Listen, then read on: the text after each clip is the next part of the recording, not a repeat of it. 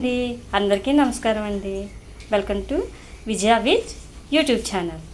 ఈరోజు నేను కొరమేను చేపల కర్రీ చేశానండి. చాలా టేస్టీగా ఉంటుందండి.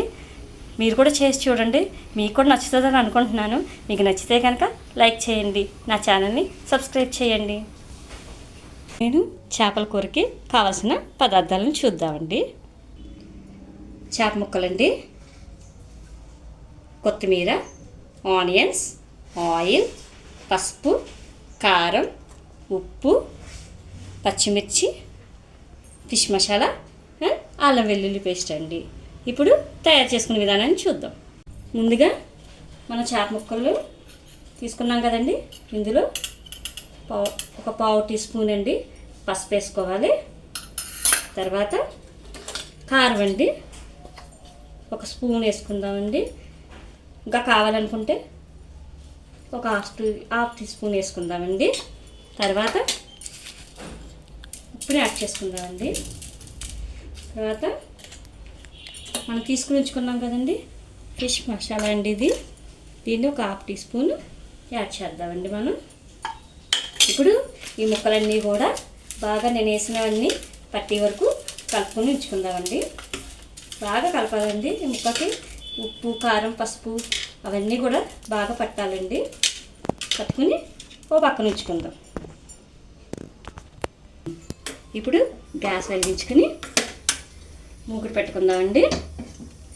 ఇందులో ఆయిల్ యాడ్ చేసుకుందామండి. 2 స్పూన్స్ ఆయిల్ అండి.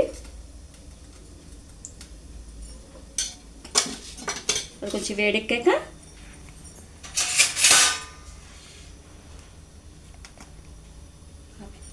అదండి. ఇప్పుడు మనం ముందుగా కట్ చేసి పెట్టుకున్న ఆనియన్స్ని వేసుకుందామండి.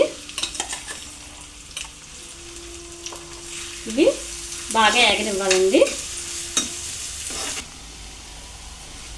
ఉల్లిపాయలు బాగా ఏగిపోయినాయండి. ఇప్పుడు స్పూన్ అల్లం వెల్లుల్లి పేస్ట్ యాడ్ చేసుకుని మళ్ళీ ఒకసారి కలుపుకుందామండి. ఇది పచ్చివాసన పోవాలండి అల్లం వెల్లుల్లి పేస్ట్. అప్పుడే కూరలు కూడా చాలా బాగుంటాయి. పచ్చివాసన పోయే వరకు వేయించుకోవాలి.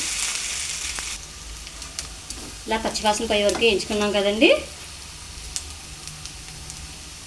ఇప్పుడు మనం ముందుగా ఫిష్ ముక్కల్ని వీటిని ఇప్పుడు అందులో యాడ్ చేద్దాం.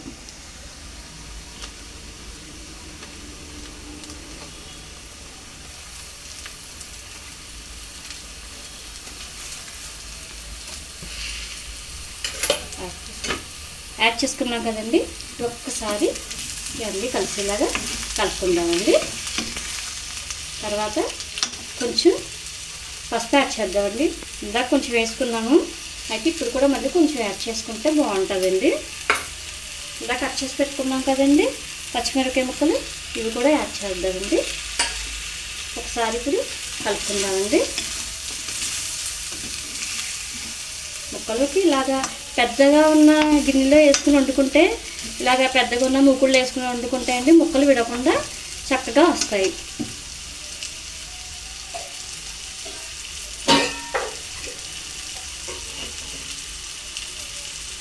ఇప్పుడు వాటర్ యాడ్ చేస్తున్నానండి.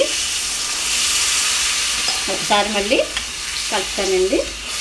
ఒకసారి ఇలా కలుపుకున్న తర్వాత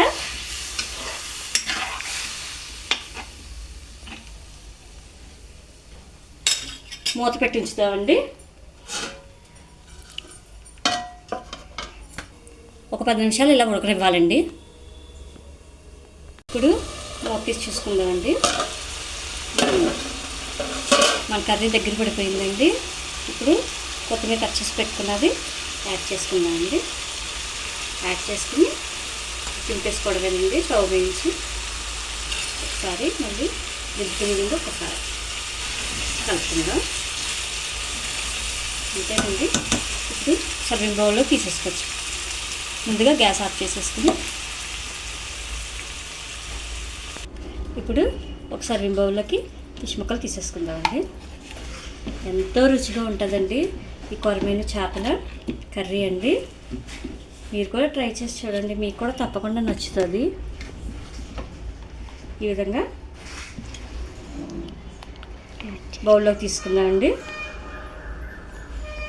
ఈ విధంగా గిన్నెలో తీసుకున్నాం కదండి, చేపల కూర రెడీ అయిపోయిందండి.